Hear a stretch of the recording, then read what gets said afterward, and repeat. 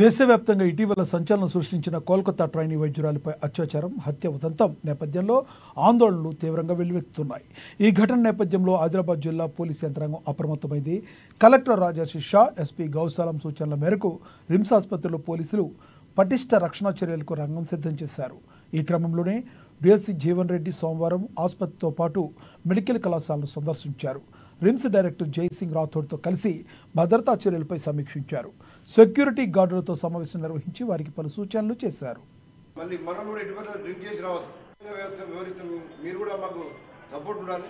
ఏదైనా ఇన్సిడెంట్ అయితే మీరు ఎక్కడ ఏం లేదనుకో వెంటనే వీళ్ళకి చెప్పాలి. వీళ్ళు వచ్చేటప్పుడు ఏమైనా జరుగుతుంటే మీరు వీడియో తీయాలి, అంత వీడియోగ్రఫీ తీయాలి.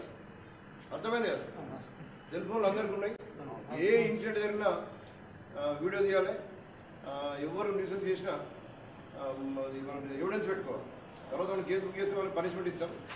నేను మీ సూపర్వైజర్స్ వీళ్ళు కరెక్ట్ డ్యూటీ చేస్తారా లేదా వీళ్ళని చెక్ చేస్తుండాలి. మళ్ళీ మనం కూడా ఎటువంటి డ్రింక్ చేసి రావచ్చు. వ్యవస్థ వివరిస్తాం. మీరు కూడా మాకు సపోర్ట్ ఉండాలి.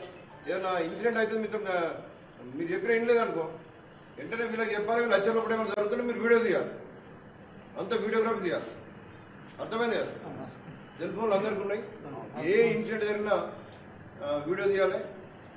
ఎవరు న్యూసెన్స్ చేసినా ఎవిడెన్స్ పెట్టుకోవాలి. తర్వాత వాళ్ళు కేసు బుక్ చేస్తే వాళ్ళకి పనిష్మెంట్ ఇస్తాం. నేను మీ సూపర్వైజర్స్ వీళ్ళు కరెక్ట్ డ్యూటీ చేస్తారా లేదా వీళ్ళని చెక్ చేస్తుండాలి. మళ్ళీ మనం కూడా ఎటువంటి డ్రింక్ చేసి రావచ్చు. వ్యవస్థ వివరిస్తాం. మీరు కూడా మాకు సపోర్ట్ ఉండాలి. ఏదైనా ఇన్సిడెంట్ అయితే మీరు ఎక్కడ ఏం లేదనుకో వెంటనే వీళ్ళకి చెప్పాలి. వీళ్ళు వచ్చేటప్పుడు ఏమైనా జరుగుతుంటే మీరు వీడియో తీయాలి, అంత వీడియోగ్రఫీ తీయాలి. అర్థమైంది.